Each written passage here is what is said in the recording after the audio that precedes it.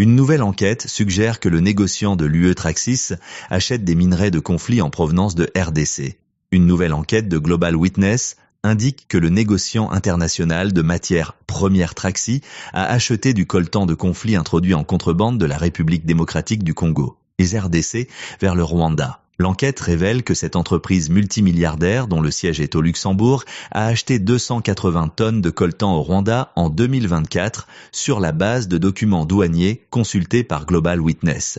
L'analyse des données commerciales et le témoignage de 2 contrebandiers de coltan suggèrent qu'une part importante du coltan acheté par Traxys au Rwanda est liée à la guerre en cours dans l'est de la RDC. Le tantal, un métal dérivé du coltan, est utilisé dans la fabrication d'appareils électroniques comme les téléphones portables, les ordinateurs personnels et des pièces automobiles, y compris pour les véhicules électriques, qui jouent un rôle dans la transition énergétique. Un téléphone portable contient en moyenne 40 mg de tantal.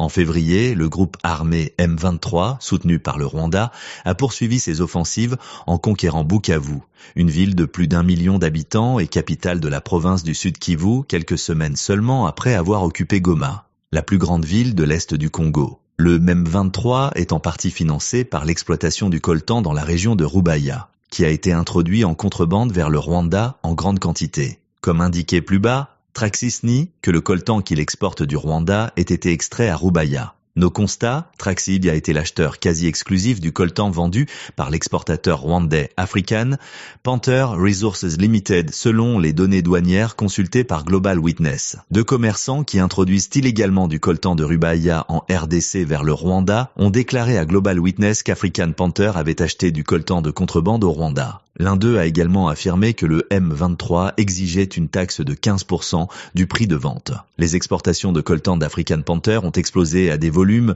sans précédent en 2024, dépassant le total cumulé des 4 années précédentes. Cette hausse coïncide avec l'escalade de la guerre au nord Kivu et une augmentation de la contrebande de coltan de conflit en provenance de Rubaya, ce qui suggère qu'une part importante des exportations de 2024 provient de zones de conflit en RDC. Traxys a intensifié ses achats de coltan au Rwanda en 2023 et est devenu l'un des plus gros acheteurs en 2024. Fin 2023, il était déjà établi, selon des experts de l'ONU, que du coltan de conflit en provenance de Masisi était régulièrement introduit en contrebande au Rwanda et intégré aux chaînes d'approvisionnement. Du coltan lié au conflit. Depuis le début de 2024, le M23 tire profit du coltan extrait à Rubaya en contrôlant un axe de transport stratégique et en prenant le contrôle total des mines de la région, qui produisent environ 15% du tantal mondial. Selon des experts de l'ONU, le commerce du minerai aurait rapporté au M23 environ $800 000 US par mois. Fin 2023, la présidente de la Commission européenne, Ursula von der Leyen,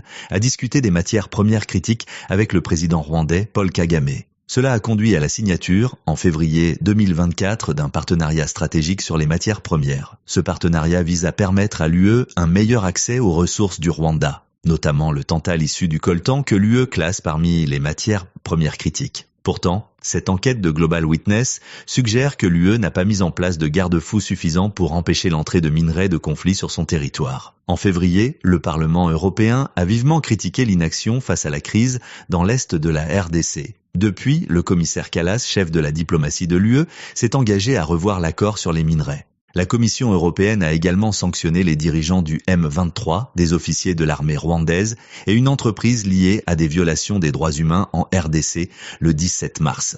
Le Luxembourg, pays où Traxys a son siège, aurait bloqué ces sanctions par le passé. Alex Kopp, responsable de campagne chez Global Witness, a déclaré « Notre enquête suggère fortement que du coltan de conflit en provenance de RDC et introduit en contrebande au Rwanda est entré dans l'UE.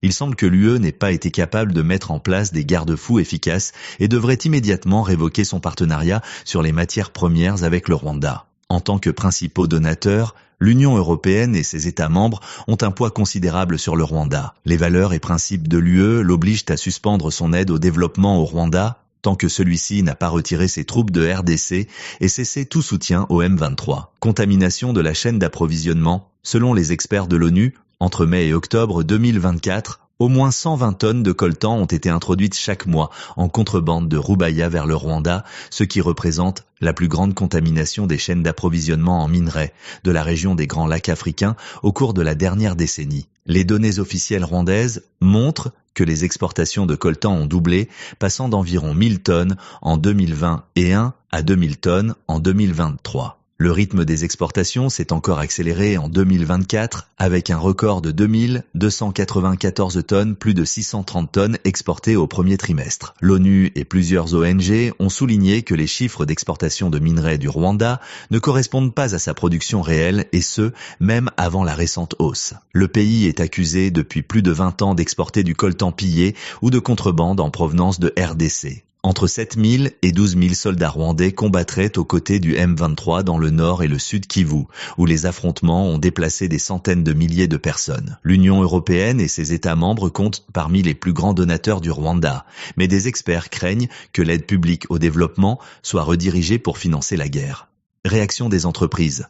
En réponse à l'enquête de Global Witness, Traxys a nié que son coltan provienne de Rubaya ou contribue au financement du M23, affirmant être fermement engagée à ne travailler qu'avec des chaînes d'approvisionnement responsables dans les zones de conflit ou à haut risque. Elle a également détaillé ses mesures de diligence raisonnables, comprenant notamment des visites de mines, des vérifications de plausibilité, une communication régulière avec African Panther et une connaissance de ses fournisseurs. Global Witness souligne toutefois que certaines entreprises citées par Traxys comme fournisseurs d'African Panther ont un passé controversé en matière d'approvisionnement en minerais dans la région. L'une de ces entreprises a été citée dans un rapport d'experts de l'ONU en 2012 pour avoir vendu des minerais prétendument extraits d'une mine où aucun travail minier n'était en cours. Une autre a été signalée en 2008 pour avoir acheté des minerais de conflit en RDC. En réponse à l'enquête, African Panther a nié que du coltan de contrebande de Rubaya ait intégré sa chaîne d'approvisionnement. L'entreprise a déclaré avoir visité 48 de ses 70 fournisseurs en 2024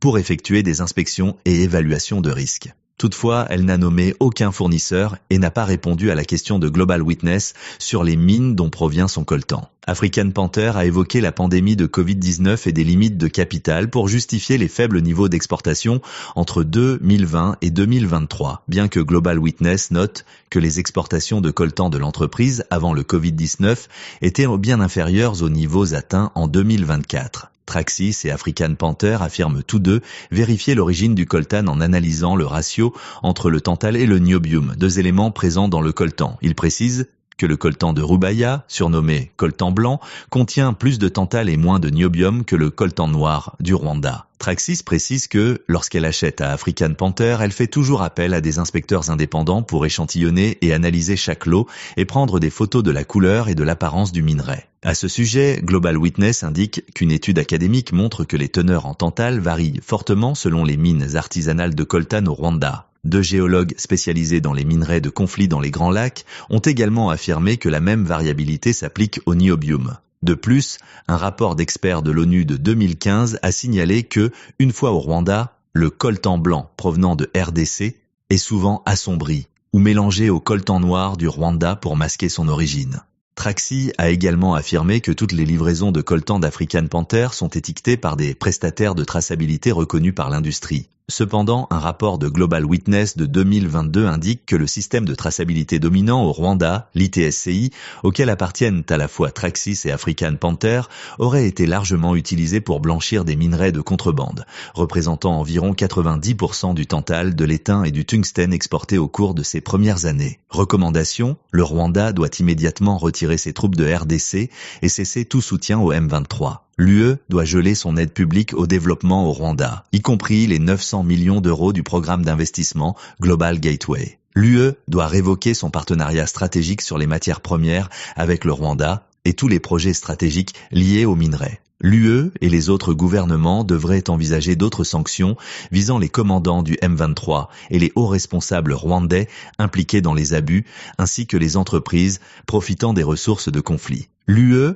doit cesser tout soutien aux opérations militaires du Rwanda au Mozambique. L'Union européenne doit rendre publiques les données commerciales par entreprise pour renforcer la transparence et la responsabilité. L'Union européenne doit appliquer rigoureusement sa réglementation sur les minerais de conflit. La RDC et le Rwanda doivent poursuivre les négociations dans le cadre des processus de paix de Luanda et de Nairobi. Les entreprises opérant dans les chaînes d'approvisionnement provenant de la région des Grands Lacs doivent appliquer la diligence raisonnable conformément aux lignes directrices de l'OCDE sur l'approvisionnement en minerais dans les zones de conflit ou à haut risque.